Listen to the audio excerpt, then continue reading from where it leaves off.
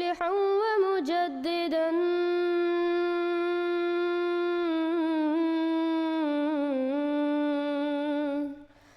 فارنوا بنظر طاهر وجنان.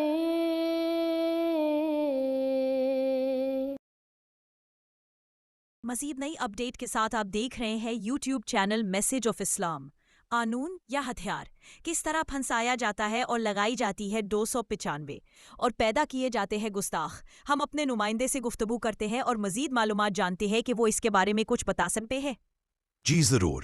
یہ قانون نہیں ہتھیار ہے اپنی ہی قوم کے گلے کاٹنے کا. ہمارے معاشرے میں ایک سنگین المیہ یہ ہے کہ دین کے نام پر ایسے ہتھ کنڈے اختیار کر لیے گئے ہیں جو اصل اسلامی تعلیمات سے کوسوں دور ہے. حال ہی میں ایک ویڈیو سامنے آئی جس میں کہا گیا کہ فلاں شخص نے حضرت عمر فاروق رضی اللہ عنہ کو گالیاں دیں، حالانکہ وہ شخص بار بار کہتا رہا کہ اس نے ایسا کچھ نہیں کہا. اس طرح کی ویڈیوز اور من گھڑت الزامات اکثر ایک بڑے کھیل کا حصہ بن جاتے ہیں. پھر اسی بنیاد پر دفعہ 295 لگا دی جاتی ہے اور ایک انسان کو گستاخ کے خانے میں ڈال دیا جاتا ہے. ویڈیو کلپ بھی دکھائیں گے. یہ قانون جسے امن اور احترام کے لیے بنایا گیا تھا اب اکثر ہاتھوں میں تیز دھار ہتھیار بن چکا ہے. اس کی آڑ میں مخالفین کو دبایا جاتا ہے، ذاتی دشمنیاں نکالی جاتی ہیں اور معاشرے میں خوف و ہراس پھیلایا جاتا ہے. نتیجہ یہ ہے کہ اصل گستاخ اور مجرم کم اور معصوم لوگ زیادہ نشانہ بنتے ہیں. قرآن و حدیث کی روشنی میں قرآن کی روشنی میں اللہ تعالیٰ فرماتا ہے یا ایھا الذین آمنوا ان جاءکم فاسق بنبأ فتبینوا ان تصیبوا قوما بجہالۃ فتصبحوا علی ما فعلتم نادمین.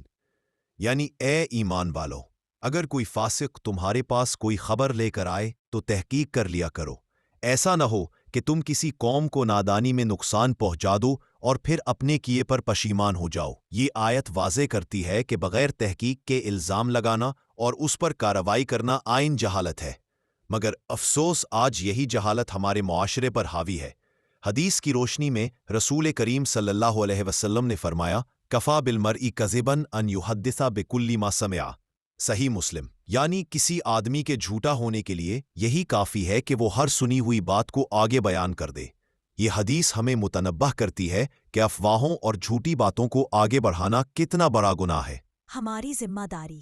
یہ رویہ نہ صرف انصاف کے قتل کے مترادف ہے بلکہ خود اسلام کی تعلیمات کی نفی ہے.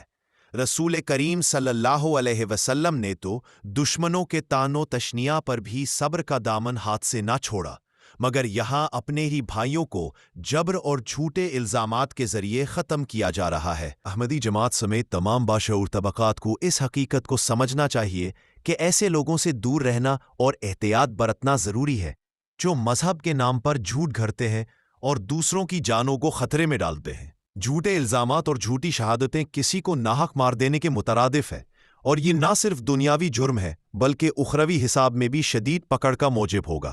لہٰذا صرف احمدی ہی نہیں بلکہ سب مسلمانوں کو چاہیے کہ ایسے فتنے باز اور شرپسند عناصر سے دور رہیں.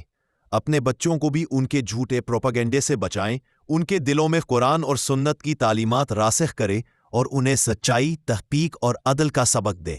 جی بالکل صحیح کہا آپ نے، ورنہ جھوٹے الزامات اور جھوٹی شہادتیں کسی کو ناحق مار دینے کے مترادف ہے، اور یہ نہ صرف دنیاوی جرم ہے بلکہ آخرت میں بھی سخت پکڑ کا باعث ہوگا.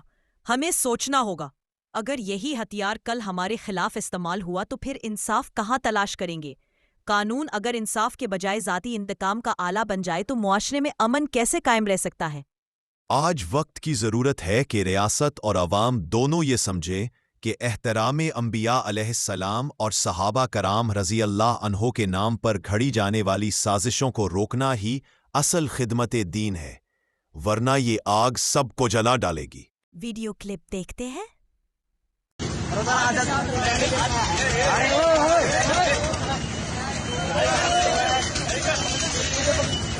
یہ بھائی حضرت عمر کی غصائی کرتا ہے، ہم آج اس کو دیکھنے آئے ہیں. ادھر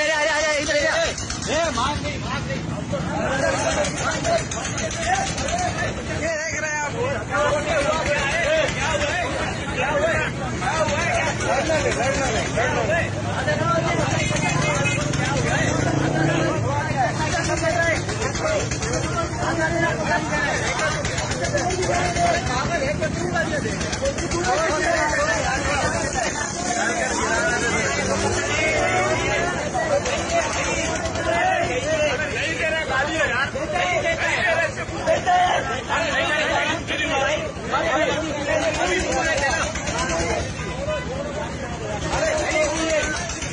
عمر کو گالی دے رہا ہے، عمر کو گالی دے رہا ہے، یہ غصہ ہے۔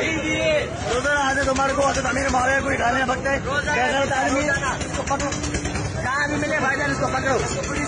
حضرت عمر کو گالی نہیں کرتے، غصہ آ گیا حضرت عمر کا یہ۔